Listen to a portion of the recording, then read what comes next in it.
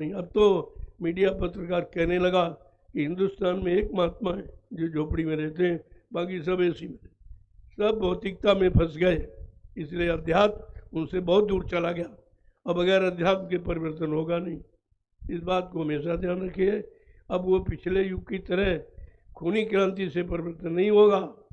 जो तुम आवाज़ लगा रहे हो, मैंने तुमको मना किया, ये आवाज़ बंद कर दीजिए, ये समय वो नहीं है। वो समय की आवाज़ सत्य होती है, लेकिन वो अपने समय की सत्य हो, आज कलयुग की नहीं है।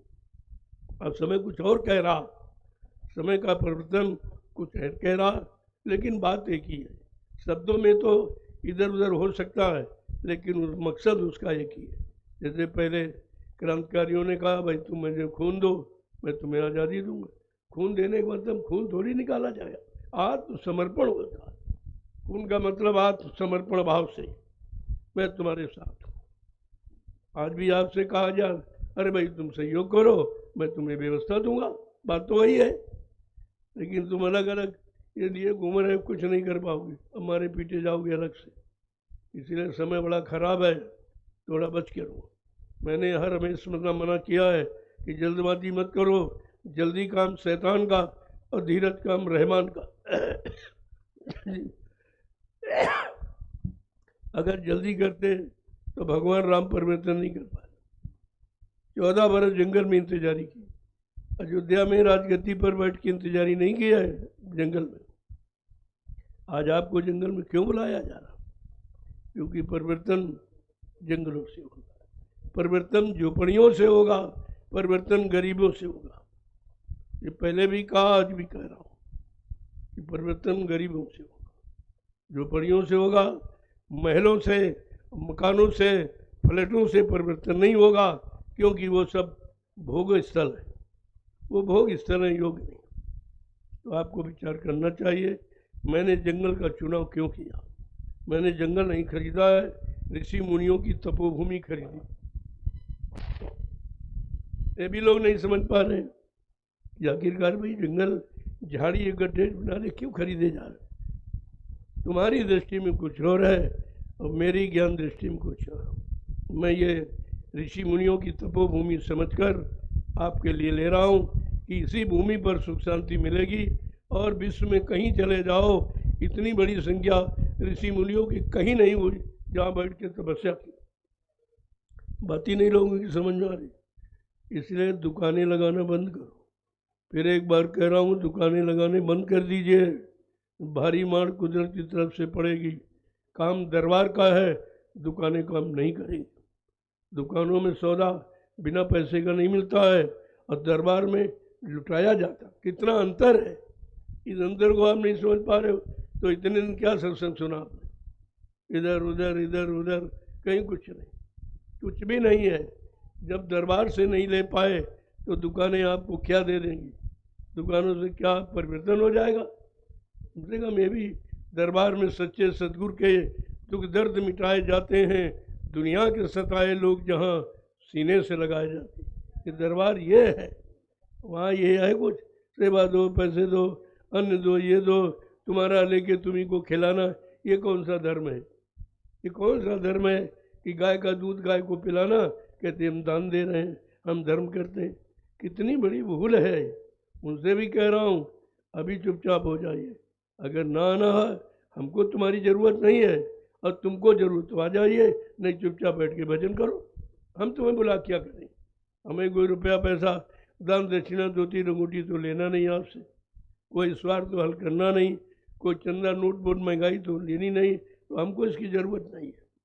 लेकिन ज़रूरत है रक्षा की, ज़रूरत है हिफाजत की, ज़रूरत है शांति की स्थापना की, ज़रूरत है सबको जीवात्माओं के कल्याण के लिए भजन कराने की। तो भजन कराने का विषय है, लेकिन भजन आप कैसे करोगे, अशांति है। बगैर शांत, बगैर एकांत में भजन होता है, इसके बगैर नहीं होता।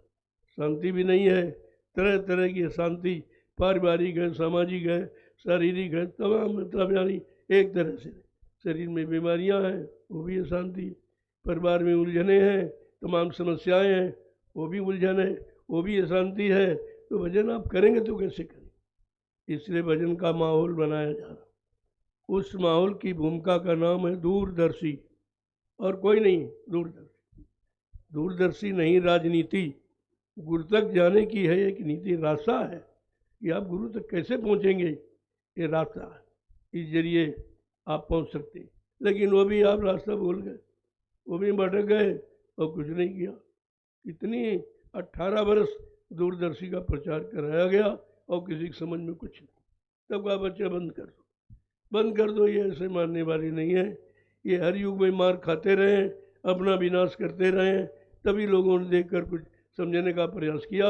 इतना समझाने पर नहीं मानते तो फिर ये कुदरत को चार्ज दे दिया जाएगा, वो सबको संभाल लेगी, सबको सुधार लेगी।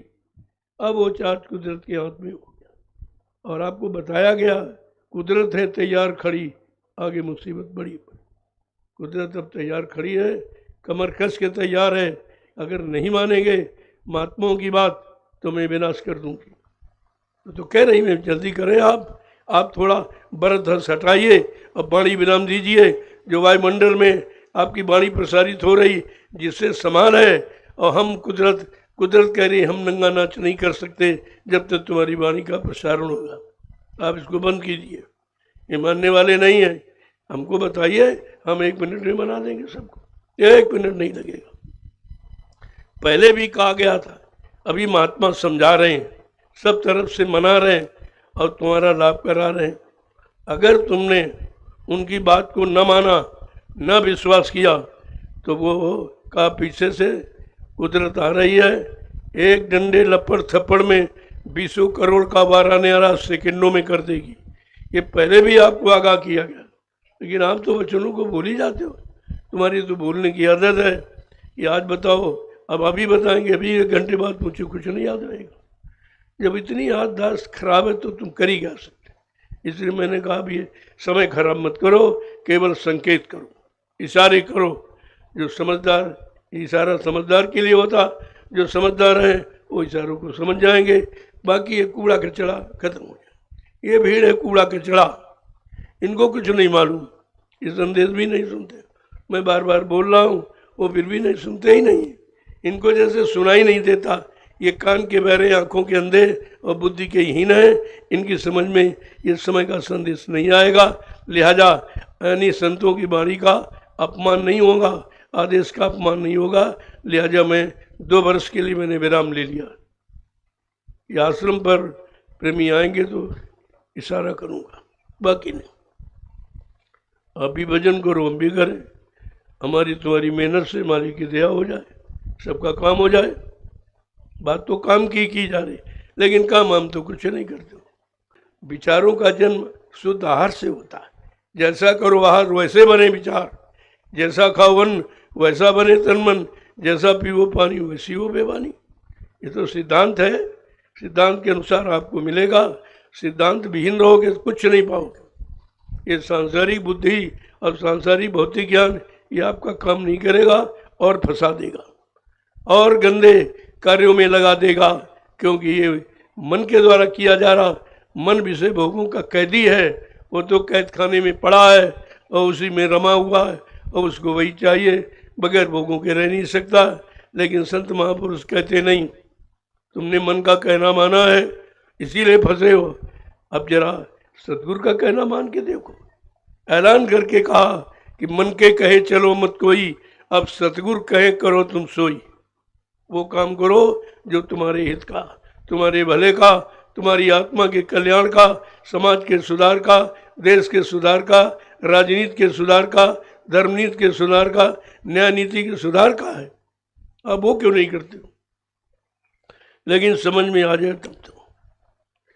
अब मालिक से प्रार्थना करें हम सब लोग कि हमको सबको सद्बुद्धि सद्ज्ञान दे। हम लोग कुछ नहीं जानते हैं, अनजान हैं, अल्पायु हैं, अल्पज्ञ हैं। इसलिए अपनी दया कृपा की नज़र डालकर हमको इससे बचा लो। काल के घेरे से, काल के कर्मों के जाल से, काल की चाल से हमें बचा लीजिए। ऐसी दया कृपा मेहरबानी कीजिए। जब आत्मा से पुकार लगाओगे तो कोई असंभव नहीं है। सतगुरु दरबार में असंभव शब्द बना ही नहीं, बशर्ते कैसे मिलेगा वो युक्ति तो समझ लो, वही युक्ति बताई जाती है, आपकी समझ में नहीं आती। अब आप भटक रहे हो जगह जगह, लोगों ने दुकान ही खोल रखी। ये सब काल के जीव है। सत्संग में आ गया तो सत्संगी मत समझिए। अगर सत्संग का काम करता, कहा गया सत्संगी का कर्तव्य है सत्संग में आए और प्रेमियों को लिवा के ले आए, परमार्थी सेवा में लगे और प्रेमियों को लगाए, भजन करे और भजन कराए, तब तो लाभ हो सकता। लेकिन व्यक्तिगत कोई अपना स्वार्थ अगर आप हल करना चाहते हो तो भारी मार पड़ेगी। कितने जीवों का भार बोझा तुम उठा नहीं सकते, अपने नहीं उठा पाओगे। अनंत जन्मों का बोझा कर बुरे काम का, बुरे कर्मों खान पान का लादे बैठे हो, वो तो अभी तक आधा हुआ नहीं और तुम कितने जीवों का लाद रहे हो। इसलिए चुपचाप भजन करो। अगर समझ में नहीं आ रहा है तो चुपचाप भजन करो, बखेड़े में मत पड़ो। तुम्हारे बस का कुछ नहीं है, तुम अपना नहीं कर सकते हो तो दूसरे का ठेका ले रहे हो। ये तुम कितना भारी अपना आत्मिक नुकसान कर रहे हो, आत्मिक उन्नति प्रकृति में बाधा डाल रहे हो। और तुमको लोभ और मोह बस दिखाई नहीं दे रहा। मैं बराबर आपको समझे थे, मैं थोड़ी बुलाता हूँ, मुझे जरूरत है नहीं, हम क्या करेंगे। लेकिन तुम अगर अपना काम करना चाहते तो आ जाओ। मैं तो कह रहा हूँ अरे भाई दूर से वहीं जहाँ हो वहीं से करो, वहीं से तुम्हारी फरियाद सुनी जाएगी, वहीं से तुम्हारा प्रणाम स्वीकार किया जाएगा। मैं 12 वर्ष से लगातार आपको प्रणाम की ही बात कर रहा हूँ। मैं स्वयं प्रणाम करता हूँ, मंच पर आता हूँ तब, संदेश विराम देता हूँ तब, दर्शन करता हूँ तब, और कहीं आपको देख लूँ तुरंत हाथ जोड़ के प्रणाम करता हूँ। लेकिन तुम यही नहीं समझ पाए कि प्रणाम का परिणाम आशीर्वाद होता है। आशीर्वाद इस संत में हुआ छुआछूत, यही छुआछूत है। जो बुरे कर्म करके आए हो, बुरा खान पान करके आए हो, यहाँ छूने का प्रयास करते, क्या मिलेगा इससे क्या मिलेगा। अपना सुधार करो। सुधार है शाकाहार, सुधार है सदाचार, ये सुधार है। तभी इसको आगे रखा गया कि जब तक तुम्हारा भोजन शुद्ध नहीं होगा भजन कोई कर ही नहीं सकता। और भोजन आप खराब किए, यहाँ भी हम देखते हैं बड़े चटपटे मसाले तीखे, यही तुमने किया है। अच्छा अच्छा खाया है और कर्म बुरे किए और आज भी वही कर रहे हो, तो इन जीवों का कभी सुधार नहीं होगा। आश्रम में आने का मतलब ये नहीं है, आश्रम के अनुसार नियम सिद्धांतों का पालन करो तब आपको लाभ मिलेगा। आने वाने का यहाँ कोई लाभ नहीं। मैं तो भीड़ चाहता नहीं था, मथुरा में भीड़ लगी, देख लिया, कुछ नहीं हुआ, कोई नहीं टिक पाया, कोई टिक ही नहीं पाया, कोई समझ ही नहीं पाया। बच्चों का असर प्रभाव उसके मन बुद्धि चित्त पर हुआ ही नहीं। तो यहाँ क्या कर लोगे, यहाँ भी वही काम करते हो, वही झगड़ा, वही झंझट, वही लेटने का झगड़ा, खाने का झगड़ा। अरे भाई ये तो 2-4 दिन के लिए आए हो, आपके अंदर एक दूसरे पर सहानुभूति होनी चाहिए कि हमारे प्रेमी है, हमारा गुरु परिवार है, चलो थोड़े में 5 दिन के लिए बसर करना है। मैंने कहा भाई तुम्हारे यहाँ कोई आ जाए तो तुम थोड़ी देर के लिए बाहर हो जाओ, उसको शरण दे दो, तुम्हारा इतिहास बन जाएगा। ये तुम्हारी यानी सबसे बड़ी दयालुता है। लेकिन कुछ नहीं, कोई आएगा, जगह होगी तो पैर फैला लेंगे, जगह फैल नहीं आओ। जब तुम्हारे अंदर यहाँ जगह नहीं है तो अंदर जगह कैसी, और तुम्हारे पास जगह नहीं तो वहाँ भी जगह नहीं मिलेगी, वहाँ भी जगह आपको है नहीं तुम्हारी। पहले समझ लो, यहाँ सुधार करो, वहाँ काम बना लो, काम बना लीजिए आप।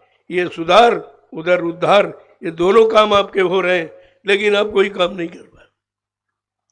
मैं रात में निकलता हूँ, देखता हूँ भाई कौन कैसे रह रहा, किस आपत्ति मुसीबत में रह रहा, तो थोड़ी सी अव्यवस्था है, क्योंकि अभी कोई छाया तो बनी नहीं इतनी, और इतनी बनाई भी नहीं जा सकती, असंभव है। संख्या बढ़ती जा रही है, अभी तो सबको आना पड़ेगा। एक भी आदमी नहीं था जब मैंने शुरुआत की थी, आज कितने हैं।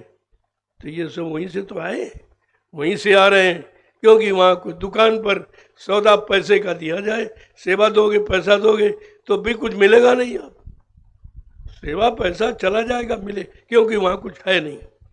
जिसने गुरु से कुछ पाया ही नहीं और गुरु को नहीं समझ पाया और अपने गुरु कहते मर के मर गया, तो सोच लो इनके पास कितना ज्ञान है, कितनी बुद्धि है, कितना विश्वास है, कितनी गुरु भक्ति है, आपको समझना चाहिए। इसीलिए बात समझने की, नहीं समझोगे तो उलझे रहोगे। उलझन कभी शांति देती नहीं है, उलझन कभी अच्छे रास्ते पर आपको चलने नहीं देती है, लेकिन उलझन सुलझाओ, ये सुलझाने का मार्ग है, सुलझाने की नीति है, सुलझाने की भूमिका जो आपके सामने रखी जा रही। मैं तो सरेआम कहता हूँ, पूरे हिंदुस्तान को बताया हूँ और किसी से कुछ नहीं मांगा, कुछ भी नहीं। इस पर लोग बड़ा आश्चर्य कर रहे हैं कि इतना बड़ा जनमत है, आ रहा है तो किसी से कुछ कहते ही नहीं, ना कोई सेवा मांगते हैं, ना कोई सामान मांगते हैं। तो हमने कहा हम कोई भिखारी नहीं है, हमारे गुरु ने मुझे भिखारी नहीं बनाया। कहा तुम सांसा के बेटे हो, ये तो सब तुम्हारे पीछे चलेगा, तुम गुरु आदेश पालन करना तो सीखो, उनके वचनों पर चलना सीखो, ये सब तुम्हारे पीछे पीछे चलेगा, सब पीछे पीछे। आज आपके सामने मैं तो किसी से नहीं कहता हूँ, कितना प्रेमी उत्साहित है। दो प्रांतों के लोग वो सच्ची सेवा में हैं। झारखंड प्रथम स्थान पर, हमारे पास वहाँ 20-25 लोग रहते, उनकी आवाज़ ही हमने नहीं सुनी। इतने लोग रहे तो शोरगुल मचा दे, मैंने उनकी आवाज़ ही नहीं सुनी। जो लोग रहते हैं वही उन्हीं की आवाज़ है कि उनकी आवाज़ नहीं। और सुबह से शाम तक सेवा, बेकार नहीं बैठते। मैंने पूछा कुछ आराम कर लिया करो, कारण सरकार आराम तो जीवन भर बहुत किया, अब ये समय मिला है, हमारे पास समय भी निश्चित है कि हम मजदूर हैं, मजदूरी करके परिवार चलाते। अब जितने दिन लेके आया हूँ तो सोच रहा हूँ ज़्यादा से ज़्यादा सेवा करूँ, इसलिए मैंने उनको दिन सेवा तो करते हैं, रात्रि सेवा भी उन्हीं को दी है कि आप इस सेवा को 2-2 घंटे, आपको अपनी सुरक्षा व्यवस्था 2-2 घंटे, 7-7 की टोलियाँ, ज़्यादा प्रेमी तो 11-11 टोली बना लो, 2-2 घंटे, तो आपकी नींद भी खराब नहीं होगी और सेवा भी आपकी हो जाए। बड़ा सोच समझ के यहाँ किया जाता, जल्दबाजी में मैं कोई निर्णय नहीं लेता हूँ, मैं सब घूम के देख रहा हूँ। झारखंड बिहार के सिवा अभी उत्साह किसी, यूपी का तो बिल्कुल ही बेकार, एकदम कूड़ा, सब कूड़ा है, कुछ करना नहीं चाहते, समय पर आना नहीं चाहते, समय की आवाज़ सुनना नहीं चाहते, तो तुम्हें मिलेगा क्या? ये बाजार नहीं है जो आगे चले गए, ये मेला नहीं है जो आए चले गए, ये है सत्संग, ये है परिवर्तन की आवाज़ का स्थल है, यहाँ कुछ करने से मिलेगा। आप इतने होशियार बुद्धिमान बनते हो, मैंने 6 दिन की लक्ष्मण रेखा खींची थी, इतने दिनों में आपको सब कुछ मिल जाएगा। तो 2 दिन तुम पहले काट लेते हो, बड़े होशियार हो, 2 दिन पहले काट लिए और 2 दिन बाद में बीच में फंस गए हो, और बीच वाले कुछ मिलने वाला है नहीं। यही नहीं पता कि पहले क्या बताया गया, लास्ट में क्या आशीर्वाद वरदान प्रसाद तो जब कथा खत्म हो जाती तभी बढ़ता है, आखिर में वो भी आप चूक गए। इतने दिनों से चूक ही आप करते हो, आ रहे जा रहे, आ रहे जा रहे, कोई तुम्हारे में परिवर्तन हुआ? कोई विचारों में, कोई सोच में, कोई समझ में, कोई करनी में, कोई किसी तरह का कोई परिवर्तन नहीं हुआ। तो आप क्यों आते हो? घर ही में रहो, फिर करके देख लो। ये भौतिकवाद में तो कितने युग हो गए फंसे फंसे, और तुम्हारे साथ कुछ जाने वाला नहीं है। चाहे करोड़ों अरबों पैदा कर लो, एक पैसा नहीं जाए। कितने मकान बना लो, कितनी दुकानें बना लो, कितनी ज़मीन खरीद लो, कितने बच्चे पैदा कर लो, एक भी चीज़ तुम्हारे साथ जाने वाली नहीं। सीधी मोटी बात, जब तुम्हारे साथ कुछ जाएगा ना तो क्यों करते हो? अरे जाने वाला जो साथ में जाए उसको कर लो, लेकिन नहीं, इतना फंस गए हैं, इतने आदती हैबिचुअली हो गए हैं कि उनकी आदत बन गई है कि मार खा रहे उसी में रहे। कुछ लोग हमारे पास आए थे, मैं चंडीगढ़ में बोल रहा था 2014 में, तो कुछ लोग आए, कहें बात तो आप ठीक कहते हैं, लेकिन हम रहेंगे वहीं। मथुरा वाला कह रहा हम वहीं रहेंगे, उज्जैन वाला, हमने कहा हम कब मना करते, तुम खूब रहिए वहाँ, तुम सब लोग वहीं रहे हो जाकर, खुद ही पता चल जाएगा कि मिलेगा कहाँ। जब नहीं मिलेगा तो बाग भूखे फिर तुम आ जाओगे। ये तो दरबार ही ऐसा, यहाँ सबके लिए सम्मान, ये सब वहीं से तो आए हुए, सब वहीं से आए। मैंने किसी से नहीं कहा भाई इतने दिन तुम कहाँ रहे, क्यों नहीं आए, वो तुम खुद ही एहसास कर रहे हो, ये खुद ही शर्मिंदा हैं कि हमारा समय बेकार चला गया, हम ये नहीं समझ नहीं पाए। और यहाँ सब पूछते हैं, कहते तुम कौन हो, उज्जैन वाले हो कि मथुरा वाले हो कि नैमिष वाले हो? ये कोई नहीं पूछता तुम गुरु वाले हो कि नहीं हो, तुम गुरु के हो कि नहीं हो, ये कोई पूछता ही नहीं, क्योंकि वो गुरु के हैं नहीं। गुरु की दया और गुरु की भक्ति उनको मालूम नहीं है, इसलिए ये सब प्रचार किया, सब अपना अपना प्रचार। क्या गुरु ने अपना प्रचार किया था? प्रभु नाम का प्रचार किया, सबकी सुख शांति लाने का प्रचार किया था, सबकी जीवात्माओं को जगाने का प्रचार किया था, सबको निज घर पहुंचाने का प्रचार किया। ये स्वार्थी चेले अपना प्रचार कर रहे। एक कह रहा बाबा जी हमको नामदान का आदेश दे गए, वो ये प्रचार कर रहा। एक कह रहा हमको उत्तराधिकारी बना गए, इसके अलावा कोई प्रचार नहीं। इस प्रचार से तुम्हें क्या मिलेगा? वो अपना व्यक्तिगत लाभ कह रहा है, और तुम इतने कान के बहरे, आंखों के अंधे और बुद्धि के हीन हो कि तुम बातें नहीं समझ पा रहे हो, इसमें हमारा क्या लाभ है? वो अपने लाभ की बात कह रहा और साफ साफ कह रहा गुरु मर गया, तो फिर वहां करने क्या जाते? तुम गुरु के यहाँ जाते थे, गुरु की सुनने जाते थे, गुरु की मानने जाते थे, गुरु भक्ति करने जाते थे, अब उसने कह दिया गुरु मर गया, तो इसका मतलब ये काम हुआ कुछ नहीं होगा।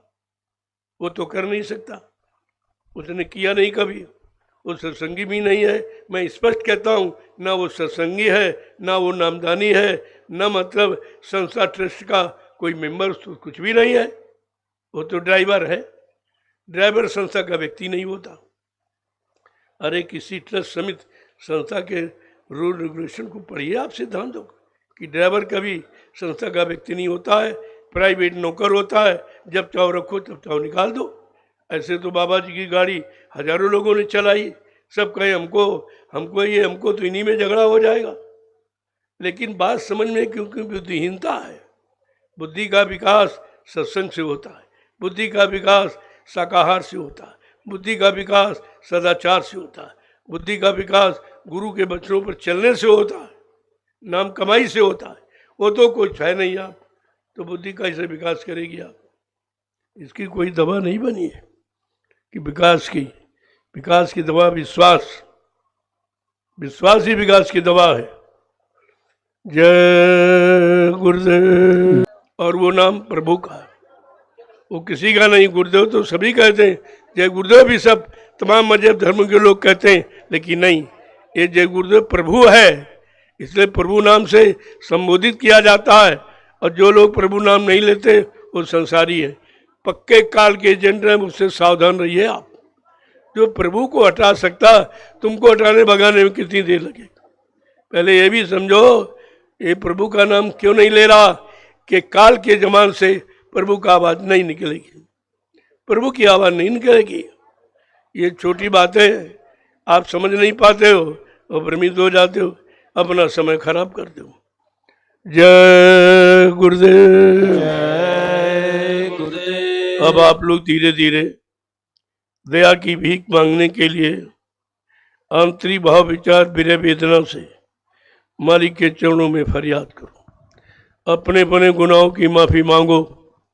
मुझे सर्वशक्ति ऐसा ज्ञान दे दीजिए ताकि मैं काल की व्यवस्था से हटकर दयाल की व्यवस्था में लग जाऊं और मेरा ये युगों युगों का भूला बिछा काम जीवात्मा के कल्याण का पूरा हो जाए। देखो ये प्रसाद बना के रख दिया, इसको बहुत संभाल के रखना।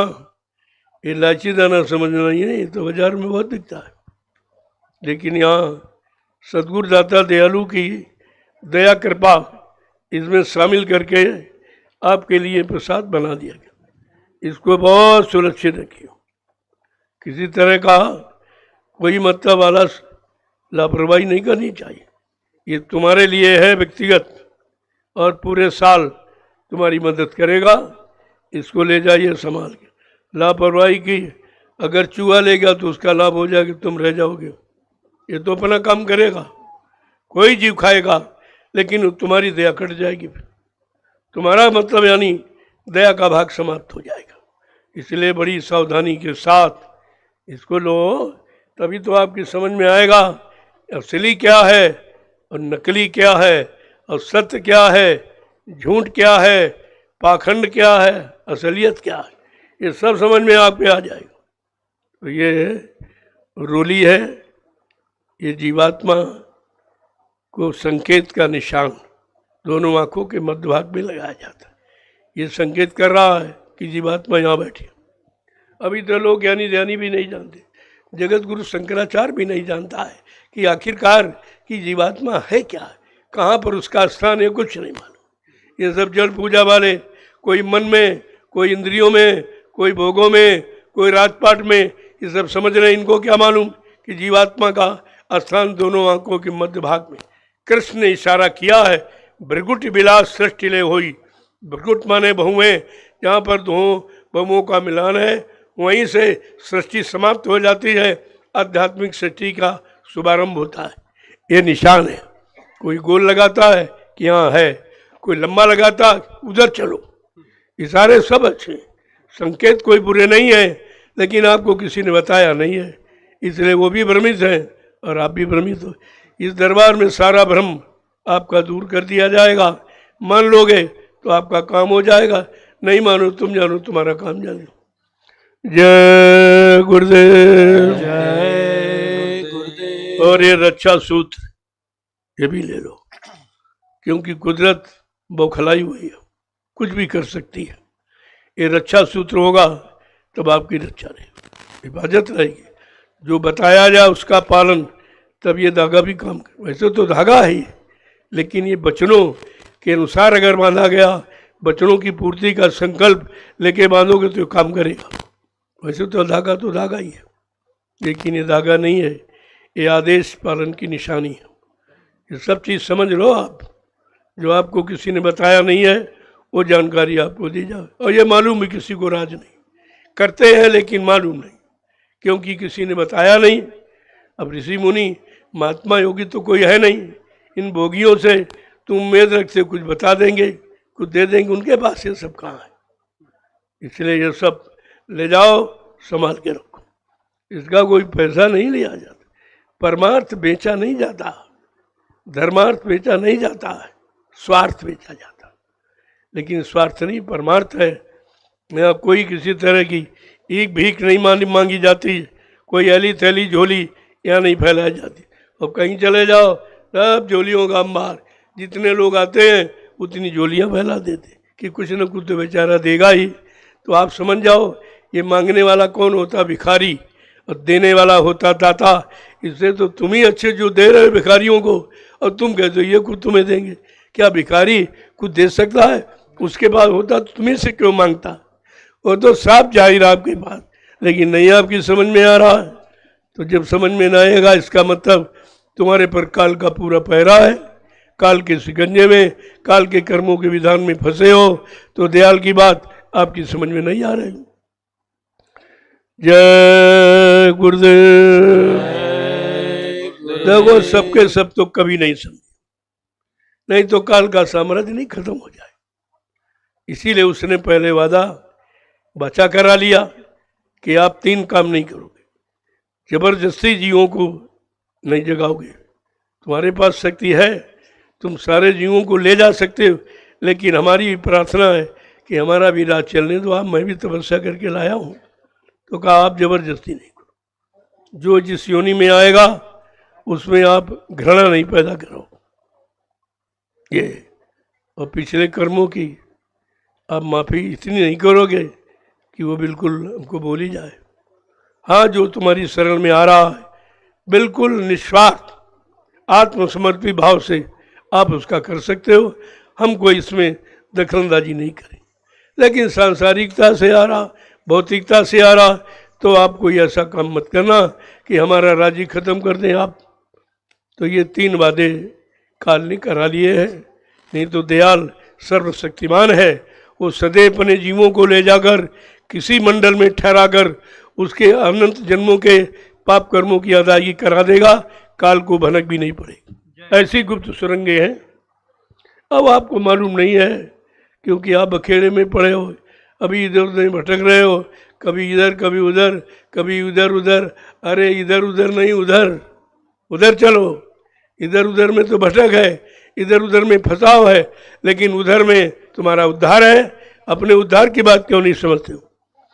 जय गुरुदेव।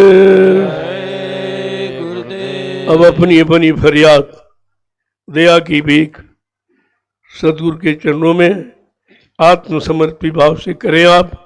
वो सबकी सुनते हैं, वो बहरे नहीं है, उनके अनंतो कान अनंतो आँख समनी, वो अनामी महाप्रभु है, उसके यहाँ सब कुछ है, कोई ऐसी चीज़ नहीं है।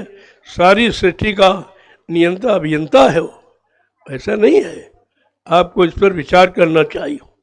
मैं तो अभी इशारे कर रहा हूँ, जानता तो सब, लेकिन बताऊंगा नहीं। जो बताया गया वही तुम्हारी समझ में नहीं आ रहा, उसी में तुम इधर उधर भटक रहे हो। तो फिर ये सब राज खोलना किसके सामने जाए? जो उसका ग्राहक हो, जो इच्छुक हो, जिसमें इच्छा है अपने घर जाने की, उसके सामने ये राज खोला जाता है, दुनियावी सांसारिकों के सामने नहीं। इसलिए इसको गुप्त रखा गया। इसी का ज्ञानी हो तो ज्ञान से कहियो, और मूर्ख हो तो मौन हो जाइयो। फिर आपको नहीं कहना नहीं, वचनों का अपमान होगा। अगर वचनों का अपमान होगा, आप भी दोषी ठहराएंगे कि जब लोग जानने वाले लेने वाले नहीं थे, सुनने वाले मानने वाले नहीं थे, कदर करने वाले नहीं थे, तो आपने दया क्यों की? इसलिए 12 वर्ष के बाद मैं वाणी को विराम दे रहा हूँ। 2 वर्ष कहीं नहीं जाऊँगा, आश्रम पर रहूँगा। जो प्रेमी आएंगे उनको संकेत करूँगा, मैं भी भजन करूँ, आप भी भजन करो। मैं भी 12 वर्ष कुछ नहीं कर पाया, आपके लिए दौड़ता रहा, रात दिन कुछ नहीं कर पाया। न भोजन समय से, न सोना समय से, लिहाजा शरीर एकदम खत्म हो गया। अब इसमें कुछ रहा नहीं है। बहुत इससे नाजायज काम लिया गया आपके लिए, और आपने समझा नहीं। वही बात हो गया कि मतलब तुम्हारा खिलौना हो गया और चिड़ियों का मरना हो गया। क्या मतलब निकला? तो इसलिए अब विराम देना ये अच्छा है। जब घर के लोग अच्छी सच्ची बात न माने, गुरु परिवार के लोग गुरु की बात न माने, तो उस समय वाणी विराम अच्छा ही है। हर युग का इतिहास कह रहा हूँ। और विराम कौन लेता है? महात्मा विदुर ने लिया, और किसी ने नहीं लिया। ये महात्माओं का काम है और किसी का। उन्होंने वाणी विराम ले लिया था और इस्तीफा दे दिया कि मैं ऐसे अधर्मी राजा के यहाँ काम नहीं करूँगा। जबकि वहाँ भी बड़े बड़े, आज भी बड़े बड़े शंकराचार्य बैठे हैं, और तब भी द्वापर में भी थे, गुरु द्रोणाचार्य थे, आचार्य भीष्म पितामह के कम थे। आज तो किसी को इच्छा मृत्यु का वरदान नहीं, उनको तो इच्छा मृत्यु का वरदान था।